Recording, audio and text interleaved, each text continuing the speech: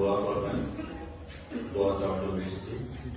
আর আমাদের নেত্রী খালেদা জিয়া চিকিৎসার জন্য বিদেশে আছেন, আপনারা ওনার জন্য দোয়া করুন, উনি যাতে সুস্থ হয়ে আপনাদের মাঝে আবার ফিরে আসতে পারে এবং আপনাদের অতীতের মতো দিন প্রধানমন্ত্রী থেকে আপনাদের সেবা করেছেন, আগামী দিনে সেবা করতে পারেন।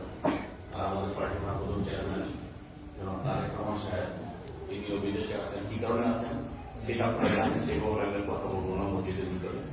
আমি শুধু বলবো যে জিয়া পরিবার দেশের জন্য অনেক কিছু করেছে, আপনারা সবাই জিয়া পরিবারের জন্য দোয়া করবেন। আল্লাহ রাব্বুল আলামিন যাতে অতীতে যেভাবে এই দেশের সেবা করেছেন আগামী দিন যাতে সেভাবে সেবা করতে পারে।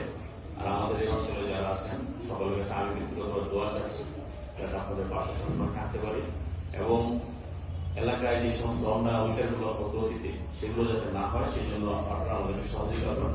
সার্বক্ষণিক আপনারা আমরা পাশে আছি, এই কথা বলি আমি বিদায় নিচ্ছি। আসসালামু আলাইকুম।